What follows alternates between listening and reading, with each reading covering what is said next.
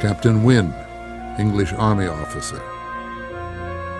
Mothers shivering in the snow and sleet, uttering exclamations of despair, while the children scream with hunger.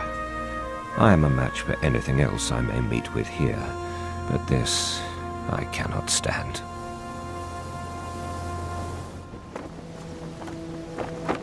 The government provided aid in the form of work and food, but nowhere near enough. The Queen wrote from Windsor Castle to complain that the government corn was not reaching the people who were starving.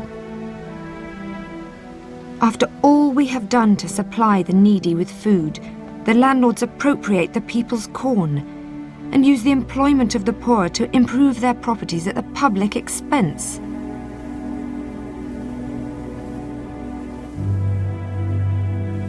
She was horrified to learn that the dead were being buried without coffins in mass graves.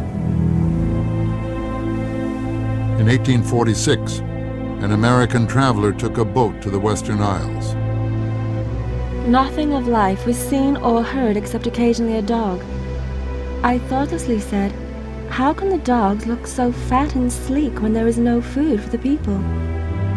"Shall I tell her?" said the pilot.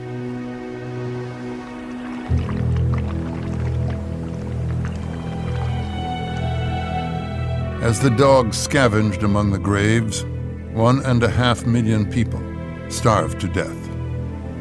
Many tenants who could not pay their rents were evicted by their landlords. 2 million Irish emigrated in disease-ridden hulks known as coffin ships. Those who survived the voyage were herded into the slums of New York and Boston, Liverpool and Glasgow. It was one of the greatest human disasters in history.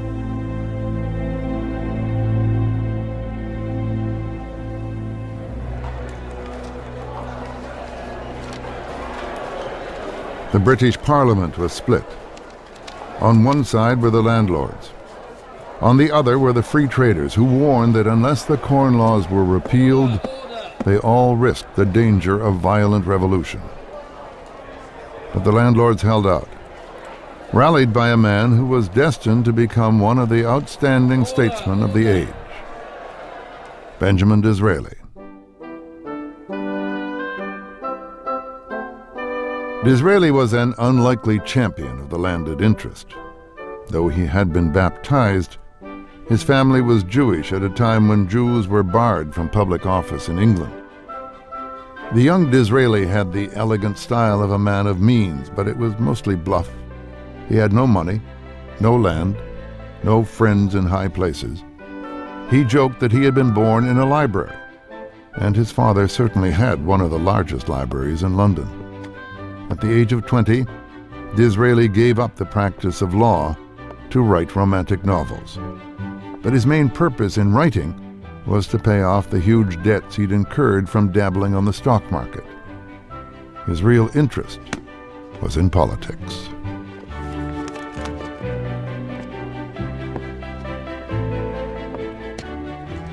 Disraeli's entry into politics was very difficult indeed. He was constantly heckled for being a Jew.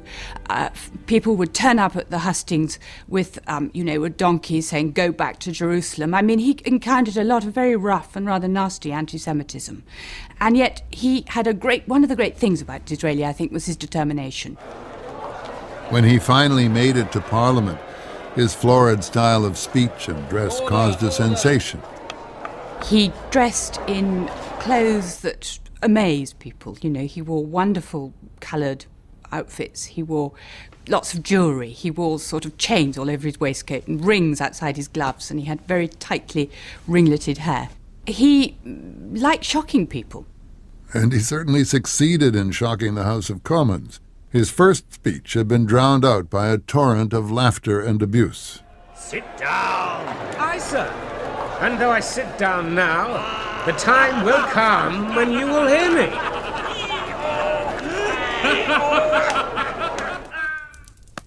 Disraeli modified his dress and tailored his speeches to the mood of Parliament. And with the battle over the Corn Laws, his time had come.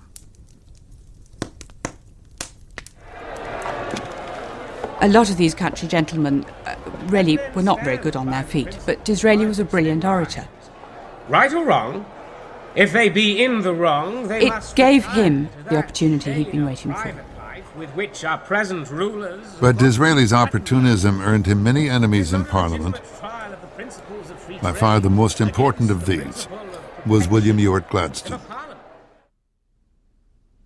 Gladstone's father had owned slaves in the West Indies, and Gladstone was tormented by a deep sense of guilt, which helped make him the conscience of the British Empire.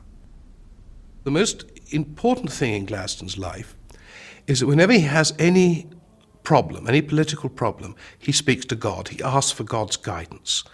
God is at the center of his life, at the center of his whole political being. And when he looks at imperialism, he says, is this godly? And he decides it isn't. Gladstone had been elected to Parliament as a Tory, but the Irish famine wrenched at his conscience, and he switched sides to join the Liberals and Free Traders. The resulting battle would spark a lifelong feud between the two politicians, Disraeli and Gladstone, a feud that would divide Victorian England. But there was no doubt whose side the Queen was on. When Parliament finally voted on the repeal of the Corn Laws, Prince Albert appeared in the public gallery to demonstrate royal support for the Free Traders. Abuse from the Tory benches forced him to leave, and the Queen issued a fierce attack on his critics. Gentlemen who do nothing but hunt all day, drink claret or port wine in the evening, and never study or read about any of these questions. The Free Traders eventually won over enough Tories to break the landlord's power. The Corn Laws were repealed, and Britain finally opened its doors to the grain harvests of America. The ayes have it. Many feared it was too late.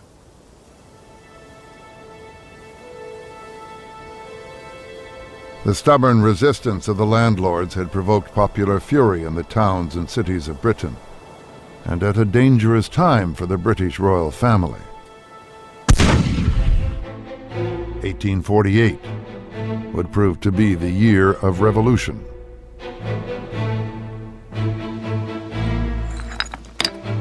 It began in southern Italy and spread rapidly across the continent of Europe. Armed mobs exploded into the streets, storming the palaces of their rulers and raising the red flag of revolution. From the sanctuary of her medieval palace at Windsor, the Queen confided to her uncle Leopold, King of the Belgians, The state of politics in Europe is very critical, and one feels very anxious for the future. Revolution would eventually topple the thrones of France, Russia, Germany, Austria, Italy, Spain, and Turkey. And it was not only Victoria's throne that was at risk.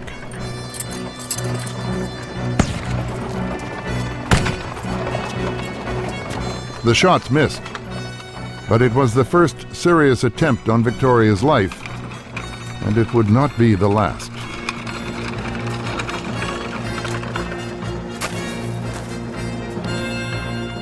In the spring of 1848, Victoria's government feared that the revolution had spread to Britain.